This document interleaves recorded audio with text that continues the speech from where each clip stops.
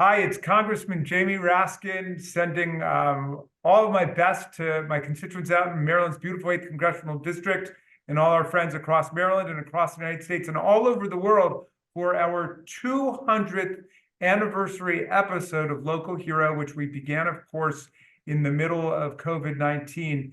And do we have an extraordinary local hero for you today? He is well known to people all over the world, people in crisis and people who love the possibilities of food. It is Chef José Andrés of Bethesda, Maryland, no less. He was born, of course, in Spain and grew up there and came to the US at age of 21, settling in the DC area. And he and his partners established a group of restaurants that quickly became famous as he earned legions of fans and collecting numerous awards for the excellence and deliciousness of his food. Chef Andrés simultaneously began volunteering at DC's Central Kitchen, where he began to imagine and explore the possibilities of culinary philanthropy to change the entire world. And in 2010, with the support of his wife, Patricia, he founded World Central Kitchen after a devastating earthquake hit Haiti. And he worked with his business partner, Rob Wilder, and his wife, Robin. And since then, Chef Andrés has pursued a really passionate mission to fulfill the words of John Steinbeck he holds close to his heart: wherever there's a fight so that hungry people may eat, we'll be there. He and his wife, Patricia Tichy, have been married for 30 years. They have 3 daughters, Carlotta, Ines, and Lucia, and they live in the heart of Maryland's beautiful 8th District in Bethesda. And World Central Kitchen is a not-for-profit that is first to the front lines, providing fresh meals in response to crises, whether they're man-made or natural crises. And Chef Andrés has developed a whole system of mobilizing local resources, local volunteers, and adapting in real time. He has served, check this out, more than 350 million delicious and nourishing meals around the world when disaster strikes. So it's quite remarkable what he's done, and for your work all over the world, which I hope we'll get to at least scratch the surface of today, Chef Andrés. We salute you as Maryland D8's local hero this week, March 8th, for our 200th anniversary episode. Thank you. Thank you for having me, Congressman. Well, we're very grateful. You know, I want to start with this. Yesterday, there was a nightmare scene at a food distribution where more than 100 people were killed. And as I thought about that, and I was reflecting on your coming to be our local hero, it struck me that that scene was the exact opposite of what you do. And I wonder how you experienced a scene of people on the verge of famine and starvation, trying to get food, the whole thing breaking out into violence, people being shot and killed. And then if you would juxtapose that with what you're doing now, both in Israel from the beginning of the episode of the terrorism on October 7th, that savage act that took place then, and then what's taken place with all of the suffering and misery in Gaza. Yeah, obviously, what happened with those trucks that were trying to bring flour to the northern part of Gaza, much towards the most places in the most need. That's what we saw. All these people was very dark still, was early morning, but people were aware that those convoys were going and they were already in need. Even those trucks were trying to reach even places that were really in desperate need, all the way north of Gaza City. And in the desperation of hunger, people obviously will do whatever. War and confrontation is never a good place to be. It's very sad that obviously Israeli troops opened fire. I guess what we heard from them is that they felt threatened. And that's what happens in war when you see everybody else as your enemy. That sometimes when the trigger starts, you never know when it's going to stop. And this is very sad. And I want to remind everybody that food and water is a universal right that everybody should have access to in the good times and especially in the no good times. And there's no reason why the people of Gaza should be going through this mayhem that we see happening. Obviously, those trucks, they are trying to reach the north. I'm guessing that the situation was complicated, and sometimes the drivers, with sometimes no fault on their own, they try to speed to try to make it to the place they were supposed to go. And when it's dark, and a lot of people also, I'm guessing that also seems some of the trucks did some of the damage. And obviously the firing that just made the whole situation an apocalyptic moment. A nightmare. That's why World Central Kitchen, unfortunately, it was for me, it was for us. We would love to stop the war. We would love to establish peace between those two people that they've been in a fight, it seems, forever. And hopefully the hostages will be released safe, and hopefully Palestinians that are also in Israeli jails will be released, especially those that seems they don't have grounds to be. And we will be getting to a point of peace and start, unfortunately, rebuilding Gaza once again. But we cannot do anything about that. But what we can do is what World Central Kitchen does, is what I did when I went there in December to support my teams, and what I've been doing in January, which I've been very much traveling all around the region, coming up with ways to keep increasing the humanitarian aid into Gaza. World Central Kitchen has more than 60 kitchens. We are doing around 350,000 hot meals we've done a day. In Gaza, we've done more than 34 million meals. We put inside Gaza more than 1,200 trucks. Putting aside UN, even we've done more than some of the UN agencies. Even we need to see UN as a whole. World Central Kitchen has done close to 65% of all the humanitarian aid going into Gaza of the NGOs, for you to understand the volume of what we've been doing. We have hundreds, if not thousands, of people working in our kitchens, doing the logistics of bringing the food from Egypt into the southern part of Gaza through Rafah. We have 4, 5, 6 warehouses inside Gaza. Very much they are used halfway empty all the time, because obviously we want to keep pumping the food out in the communities as fast and as quick as we can. And we've been able even to deliver food next to the Jordanian Air Force, and thanks to King Abdullah, food by the air. I was myself in one of those planes that delivered for a few days ago into the Jordanian hospital in the northern part of Gaza. And World Central Kitchen also has been part of the last 2-3 days of some planes, 4 planes one day, 7 planes another, that we've been able to put in the air in parachutes, few thousands of meals. That this is very little, but this is a way to show you how desperate the situation is, that we have to be thinking about delivering food by air. I'm very happy that the US government right now is considering joining the initiative of Jordan and other surrounding countries to maybe do even a bigger drop with many more planes, with tens of thousands of meals, especially airlifts into Gaza. Airlifts into Gaza, and we are even considering arriving by the beaches of Gaza with permission of Kogat, which is the humanitarian arm of Israel. And obviously, we need their permission to be able to do this safely for everybody involved. But as you see, we are exploring every situation, every opportunity. We need to open other places that we can be entering safely into the different parts of Gaza.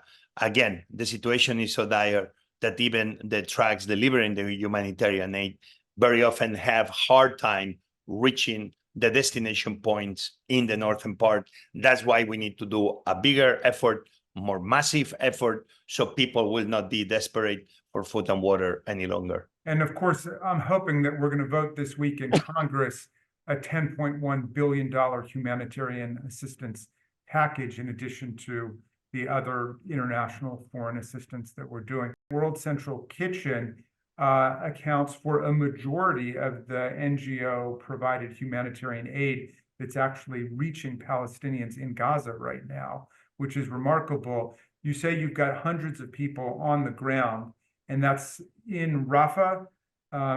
We have 61, 62 kitchens, not only in Rafah, but all the way almost to Gaza City. Obviously, as you move north, everything becomes much more complex because it's a lot of the fighting keeps happening. And again, I wish that's where this disaster was yesterday. Correct. Rafah is where your headquarters is there, right? Correct. But again, remember that is bombings happening all over the place. Yes. Sometimes in the middle of the night. Again, it's a war zone. The hundreds of people who you have sent in as workers there, are these people who travel with you all over the world to the various crises, or they're people that you found in Gaza? Yeah, World Central Kitchen is an organization that, for the amount of meals we do, is actually a fairly small organization. I don't run the day-to-day of World Central Kitchen. The CEO, Erin Gore, will have better answer to you. But we're an organization that we are very slim. We go with few people, and usually in our fashion, we gather local leaders and local volunteers, and we empower them to do more. But we have the vast majority, 99% of the people working with us are Palestinians. The number one, they want to help their people. Yeah. Number two, they are very prepared. They are excellent cooks, but it's more than cooks we need people that do the warehouses. We need people that run and deliver with the trucks to the different kitchens. Then we need the people that deliver from the kitchens to the different hospitals and camps, temporary camps where the people live. It takes the whole of a village to be successful. We have a big warehouse in Egypt, in Cairo, where we keep sending 10, 20, 30 trucks a day, but every single day from the warehouse in Cairo, reaching the Sinai desert, and then waiting in line to be able to access into Gaza. So we have teams all over. We are feeding in the south of Lebanon, which also is confrontation there. We've been feeding in Armenia, where it's been another confrontation there. We are in Jordan, where we have a big warehouse from where we are also delivering when we are giving permission food into Gaza. So we have a team in Cyprus because we are thinking and dreaming that we will get permission to get to the beaches of Gaza to be able to put more food in. As you see, we are all in on this. We are only making sure that we can stop this hunger situation that we are seeing right now in Gaza. And I know you also went to Israel at the very beginning of this whole nightmare to help people who were uprooted and displaced from southern Israel and moved to other places. We activated into Israel very much at the same time we activated into Gaza. In Israel, we had communities that they were decimated, that they suffered the attack by Hamas. We saw the number of deaths. We saw the number of people that were adopted and taken hostages, and those communities needed our help. It's been this is a moment where it's people that they are in both sides of the equation and very far away from each other. But World Central Kitchen believes in something that the vast majority of people believe, that every human being deserves the dignity of food and water. And we will always be there next to the people that suffer. We were in Israel. You've been there also in Ukraine ever since Putin ordered his filthy invasion of Ukraine. And I understand you've served more than 250 million meals 260 million meals so far in Ukraine. And I know how important that's been to people over there. Is all of that going on simultaneous to the work that you're doing in the Middle East? Correct. Actually, we are in Chile because the fires. We are in Japan because the earthquake. Uh, um, um, we are right now in Texas because it's been this crazy fire that has decimated so many communities very far away from each other. And we have a team in this moment delivering food and water to communities and first responders. But Ukraine, we don't have the same level, obviously, of answer. We are emergency. We consider still Ukraine an emergency near the front lines, where we have a very extensive front line with a lot of people living on the edges of war, mainly elderly. And we are there making sure that all these people receive the dignity of food and water. You will argue on why are people living in such dangerous places? Well, sometimes people are too old to move, or they don't have enough money to move, or they decided that they want to be in the place they're born and they don't want to move. And the least we can do is just be next to them. So we are getting into the third year. I think Ukraine needs all the support we can give them. They are amazing, fascinating people. We need to remember that they didn't attack anybody. I don't support war. I don't like war. I'm a hunter, but I believe at the most weapons should be using if you like hunting for that, but not to killing other human beings. We're going to be there. The American people, they've been amazing supporting our efforts. The first year, we were the main NGO providing food.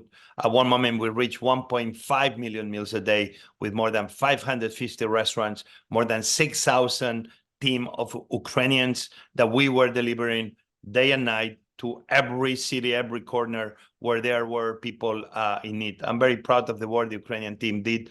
I spent more than 120 days of my life in Ukraine myself, and probably I thought this was going to be one of my last big missions ever.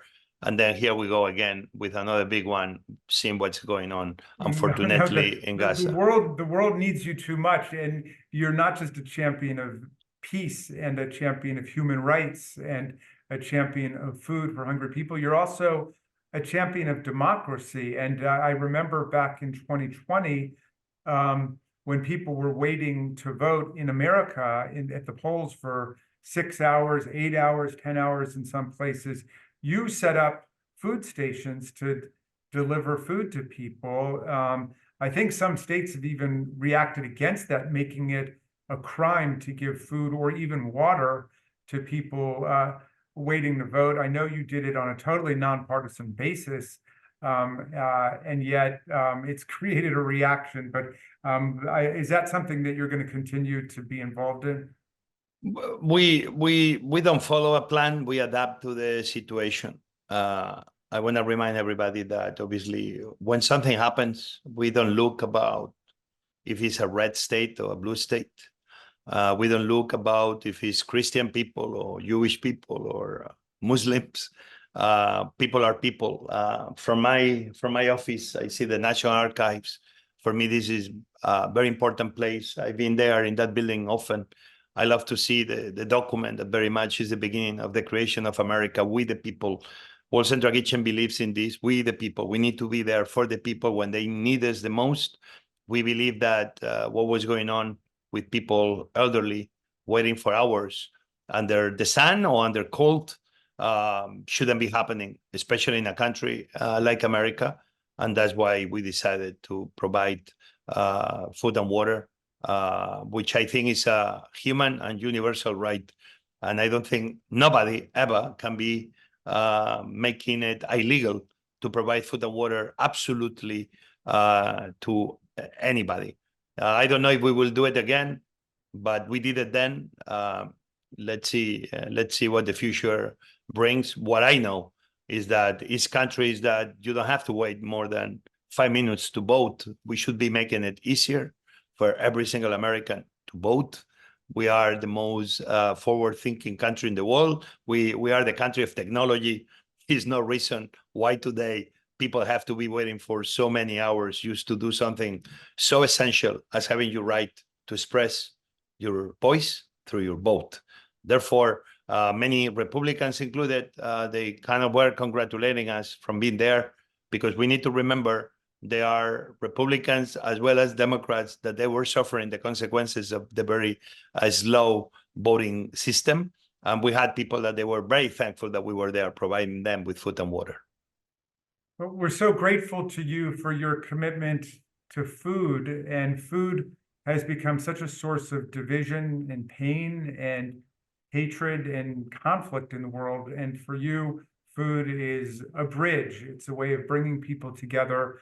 And you've made the world a more intimate and a more positive place. You've created extraordinary food for the real foodies out there, and we're in a foodie area, but it's not just for the foodies, it's for everybody. So look, I wish we could go on, but I promised to keep it short. I want to thank you from the bottom of my heart for everything you're doing for hungry people all over the world. It is a great honor to represent you in Congress. You know, I'm always here for you, and I know I speak for the people of our district in saying that you make us surpassingly proud every day.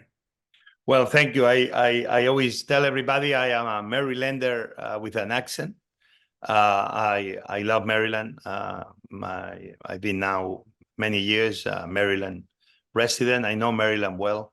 I've been to almost every corner of the state.